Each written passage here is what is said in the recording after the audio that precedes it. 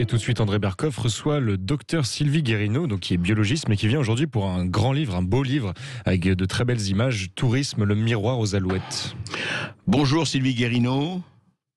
Bonjour Monsieur Berkoff. Bonjour docteur. Écoutez, j'ai reçu votre livre et c'est un livre non seulement remarquablement fait, mais un très très beau livre avec des images, des illustrations. C'est un livre vraiment que je recommande, et non seulement que je recommande, mais que vous pouvez garder dans votre salon, sur votre table de chevet, mais surtout vraiment le faire circuler.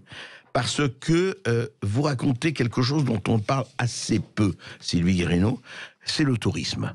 Oui, le tourisme, on en parle, sociologie du tourisme en général, on fait des statistiques, effectivement, et il y a, vous en parlez vous-même, vous savez qu'on en est à 1 milliard, pratiquement 1 milliard de touristes dans le monde. Le tourisme est devenu l'une des principales industries, d'ailleurs qui fait vivre beaucoup de pays, on le sait, qui seraient mal lotis sans cela. Mais vous, ce que vous avez fait, c'est une approche holistique au sens de total, aussi bien biologique qu'environnemental, qu'économique et que surtout humaniste. Qu'est-ce que c'est que le tourisme? Alors, première question que je voulais vous poser, docteur Sylvie Guérino. Qu'est-ce que c'est que le tourisme par rapport au voyage? Le voyage et l'immigration ont toujours existé. Comment définir le tourisme?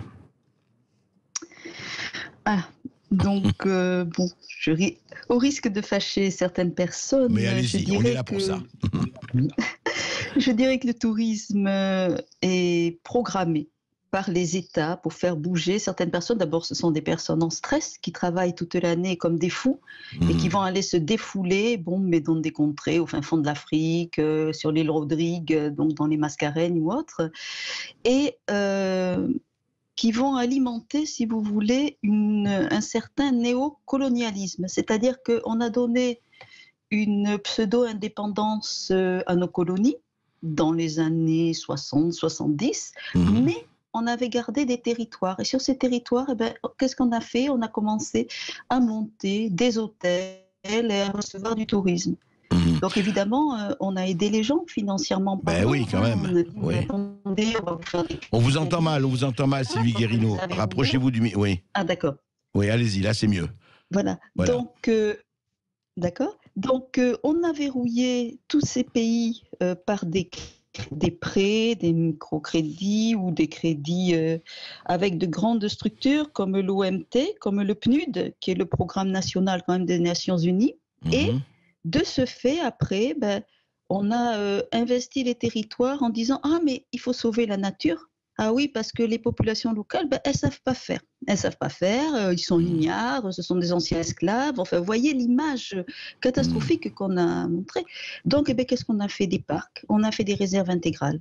Seulement pour faire ça, il fallait dire on va avoir de la clientèle. Donc, d'un côté, on a pâté les gens pour avoir de la clientèle, et de l'autre, on continuait à faire même base sur les territoires, WWF et autres, qui ne se gênaient pas pour prendre des populations, des tribus, et carrément les délocaliser.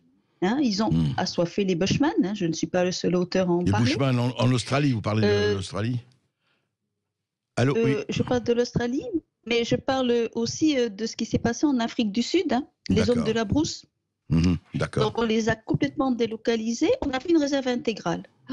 C'est magnifique, une réserve intégrale. Et qu'est-ce qui s'est passé après? Eh bien, petit à petit, on a fermé leurs puits. Donc là, ils n'avaient plus le choix que de se délocaliser. Et une fois que tout ça a été fait, on a rouvert une partie de la réserve intégrale pour faire des lodges de chasse, puisque le gibier était revenu, pendant que les hommes mouraient de soif. Voilà, et ça, les gens ne le voient pas quand ils font. Donc ça, c'est un tourisme de chasse très particulier, mais il y a d'autres endroits du monde, ne serait-ce que chez nous. Chez nous, sur le bassin d'Arcachon, il faut quand même dire que les prix ont tellement flambé en l'espace d'une vingtaine d'années que les enfants ne peuvent plus se loger sur le bassin. Ils sont obligés de rentrer dans les terres, Salles, Mios ou même encore plus profondément. Pourquoi? Parce que en attirant, le tourisme, il y a eu des flambées des prix, c'est beau, c'est la côte, c'est ceci, c'est cela. Donc on déstructure des territoires. Et là, je parle de l'aspect humain, mais il y a aussi tout l'aspect environnemental. Quand on fait des hôtels en bord de mer, quand on arrache les mangroves, c'est quelque chose de catastrophique parce que toutes les rivières se jettent directement dans les lagons avec les détritus et ça fait une pollution du lagon. Ça fait mourir les coraux et tout ce qui s'ensuit. Mais alors justement, oui, docteur Sylvie Guérineau, justement, d'abord, peut-être qu'on ne va pas dire que tous les touristes, et loin de là, sont des néocoloniaux, c'est pas ce que vous avez dit, mais quand même, quelque part, non, je veux dire, quelque part, parce que le paradoxe, il est là, c'est vrai que ce que vous dites, il y a un vrai problème à la fois humain, environnemental, économique. Le vrai problème, est-ce que s'il n'y avait pas eu ce tourisme-là, qui est maintenant un tourisme de masse que l'on connaît depuis des années, des décennies même, est-ce que ça n'aurait pas été pire pour les populations autochtones, parce que ça aurait été livré à quoi? À l'extraction des terres rares, à l'extraction, si vous voulez, de matériaux, et ça aurait été peut-être un pillage, parce que certains touristes, et certains trucs peut-être protègent parce qu'ils veulent voir de la nature.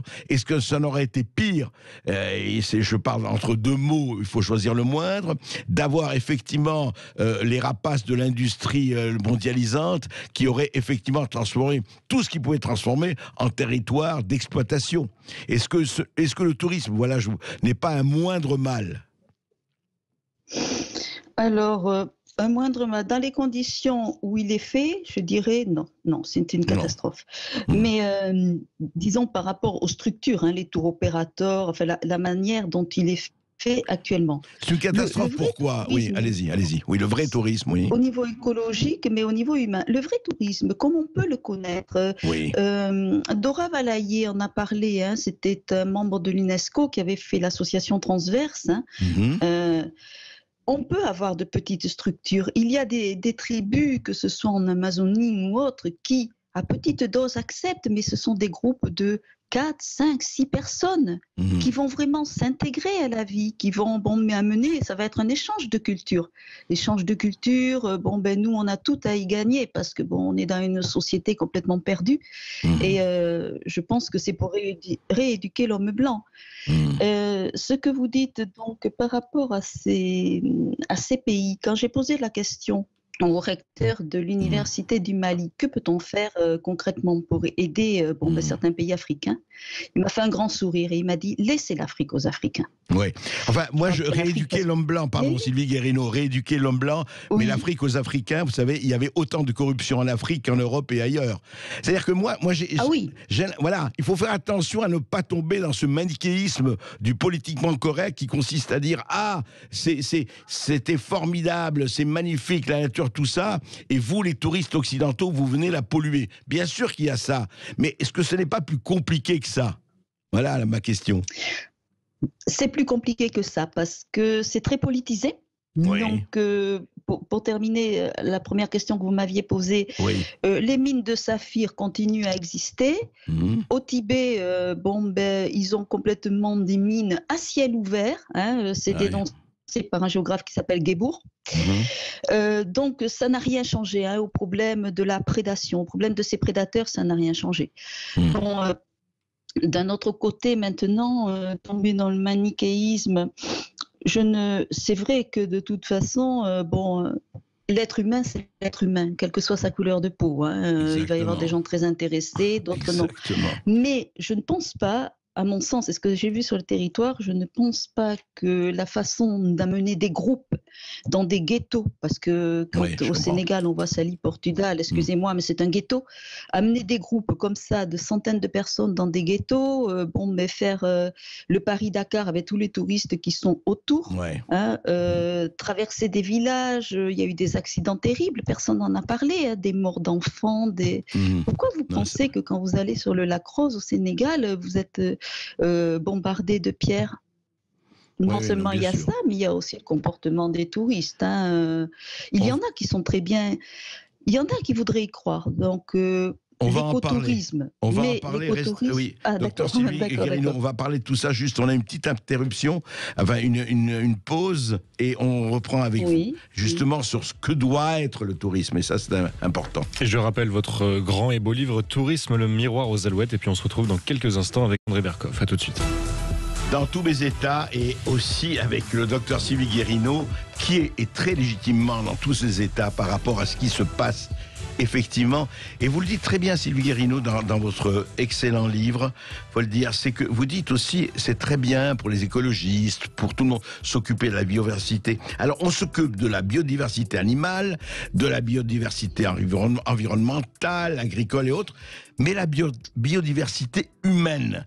Et c'est là où votre livre prend vraiment un très grand sens, c'est-à-dire, est-ce qu'on est là pour passer effectivement 15 jours dans un endroit, voir les paysages, voir les animaux, etc., et échanger des colis fichés, ou on est là pour apprendre quelque chose et prendre quelque chose, au bon sens du terme? Voilà. Donc, il faut bien que les gens prennent conscience que quand on les amène comme ça, ou quand, maintenant ils réservent tout sur Internet, Oui. les acteurs du tourisme, comme quand on est guide ou autre, on paye pour être sur ces sites. Quand on fait partie, par exemple, d'un circuit de tour opérateur, Oui. le tour opérateur va prendre 10 à 20% de ce que nous, on peut gagner. Donc, il faut bien être conscient de ça. On ne va pas les amener vers le meilleur. On va les amener vers celui le plus qui rentable. va être financièrement, voilà, le plus rentable. Donc, pour moi, ça, c'est quelque chose à bannir. Pour moi, le tourisme, mais c'est d'abord, et ça, mais l'Europe a essayé de le dire, c'est d'abord quelque chose, une rencontre humaine. C'est une rencontre humaine. Quand on voit, alors je vais vous donner un exemple très concret qui m'a été donné. Il y a 2 semaines, là, je me promenais sur la plage et je rencontre des personnes âgées, on commence à discuter et ils me disent « Ah ben oui, on va d'habitude en bateau, donc on va tous les ans en Guadeloupe ou en Martinique. Bon, maintenant on n'y va plus, crise sanitaire, etc. Bon, passons. » Mais ils me disaient « Pointe-à-Pitre, c'est dangereux. » Je dis « Comment ça, c'est dangereux, Pointe-à-Pitre ? Enfin, je dis pourquoi ? » Il me dit, on faisait des courses sur le marché de Pointe-à-Pitre, donc c'est un marché où il y a beaucoup d'Haïtiennes qui vendent des fruits, légumes, etc., le marché du port. Une voiture de police s'est arrêtée, une blanche est sortie, une policière, et elle a dit, attention, attention, faites attention à vos bijoux, cachez votre argent, vous risquez de vous faire attaquer. À quoi je réponds, mais vous étiez de nuit ? Ah mais non, non, non, on était en plein jour. Voilà, ce que c'est. Donc on les met dans des bateaux, on les sort, mais il ne faut pas les sortir trop. Il ne faut surtout pas qu'ils rencontrent. Et pourquoi il ne faut pas qu'ils rencontrent les populations locales ? Quel serait l'échange ? Qu'est-ce qu'ils risqueraient d'apprendre ou de ne pas apprendre ou de conscientiser, on va dire, en rencontrant ces gens ?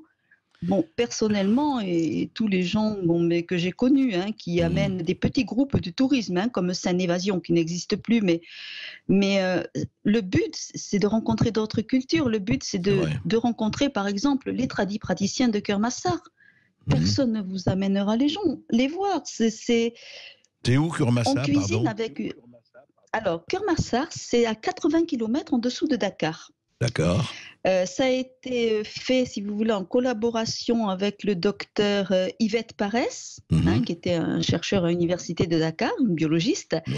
Et donc, elle a fait, si vous voulez, elle a recensé certaines plantes en Afrique et on faisait des teintures mères, enfin ce qui sert à faire de l'homéopathie, des plantes pour soigner. Et elle a travaillé aussi sur les méthodes de ce qu'on appelle les tradipraticiens, donc les guérisseurs, les traditionnels, vous appelez ça, il y a plusieurs, voilà.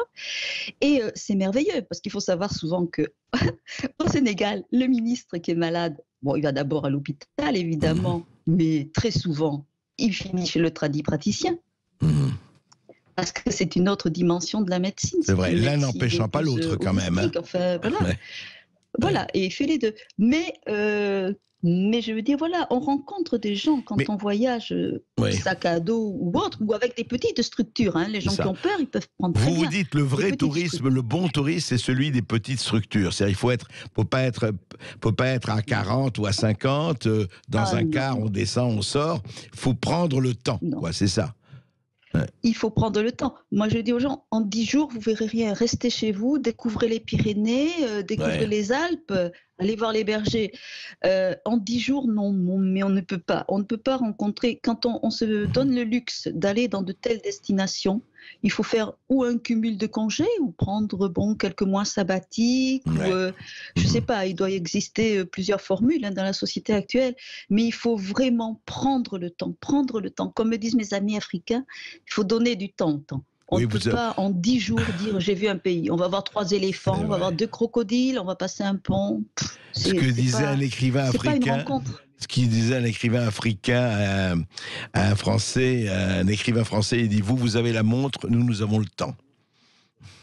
Ouais. C'est un peu ça. Et le temps n'a pas de prix. Et le temps n'a pas de prix. Mais dites-moi justement, est-ce qu'il n'y a pas une double aliénation justement, Sylvie Guérino, vous en parlez aussi, mais est-ce qu'il n'y a pas l'aliénation aussi qui a consisté avec ce développement du tourisme, que les touristes sont là pour faire leurs emplettes et que pour les gens qui sont là, qui ont créé des marchés, le touriste est une espèce de machine à sous. C'est-à-dire, est-ce qu'il n'y a pas des deux côtés? Comment casser aujourd'hui cette double aliénation du touriste occidental ou autre d'ailleurs, ou chinois, ou japonais, ou asiatique, ou africain même, enfin qui va quelque part. Est-ce que la marchandisation, est-ce que la marchandisation a triomphé, ou on peut encore s'y opposer justement par le nombre et par le temps? Alors, à mon sens, on peut s'y opposer. Je vais donner des exemples encore une fois concrets. Oui, allez-y, c'est très bien. Déjà, vous ne réservez pas par Internet, vous boycottez. Ouais. Et quand vous allez sur une destination, souvent, c'est parce que ou on vous en a parlé, ou vous avez un ami qui y vit, ou vous avez des connaissances. Donc, ça vous fait un point de chute. Une fois que vous êtes au point de chute, après, vous allez dans les toutes petites structures. Mais ces petites structures, on les découvre, ne serait-ce que chez nous au Pays Basque. Hein. On va en chambre d'hôte, et puis par le bouche à oreille, comme ça, on dit tiens, on va aller manger dans cette cidrerie qui est perdue au fond de la montagne. Bon, en Afrique, c'est pareil. Tiens, on va aller à la station du Djoudj. Qu'est-ce que c'est la station du Djoudj? C'est une station de biologie. Et comment je vais y aller? Tu vas pas loin, un 4x4. Tu vas prendre le taxi brousse. Parce que dans le taxi brousse, tu vas rencontrer des gens. Et le taxi brousse, on peut y monter à 4 ou 5. Hein, j'ai amené des amis. Alors au début, elles étaient stressées parce que c'est vrai que c'est particulier le taxi brousse. Mais on rencontre des gens, on parle. Tous les gens sont heureux qu'on leur parle parce que ce ne sont pas des chiens, ce sont des êtres humains. Et ils sont tellement heureux, comme nous on était quand ils viennent chez nous, qu'ils vous donnent. Et de fil en aiguille, et comme ça, votre voyage, il se fait tout seul. Et vous vous apercevez en fait que ce que vous aviez programmé au départ, vous ne le suivez pas parce que vous passez sur d'autres routes. Oui, ça c'est très bien. Et quand vous avez des petites structures de tourisme, ça c'est faisable parce que vous avez un guide pour 4 ou 5 personnes. Hein, et mais vous dites attends, là j'ai rencontré un tel, tiens finalement on va changer de route. Parce que vous n'êtes pas attendu par un hôtel qui va avoir le bakshish. Et tout est une question de bakshish. Hein. Quand on parle de... c'est vrai qu'on est un porte-monnaie à pattes dans certains pays. Pourquoi? Parce que tout simplement, les gens ont été dressés comme ça. Je vais vous donner un exemple concret encore une fois. J'avais une belle-sœur qui travaillait chez Clio, pour ne pas les nommer. Donc, elle amenait des gens. Quand il fallait aller dans les pays musulmans, elle se voilait, etc. Ce qui n'empêchait pas que quand elle amenait les gens, elle les amenait dans la boutique de monsieur, par exemple, dans la boutique d'Ahmed et pas dans la boutique de Mohamed. Pourquoi? Parce que quand elle allait chez Ahmed, le guide avait le bakshish, elle avait le bakshish. Si elle allait chez Mohamed, il n'y avait pas de bakshish. Donc, on ne les amenait pas. Donc, tout est faussé, mais à la base. Du moment où vous mettez le pied dans l'autobus, voilà, c'est faussé.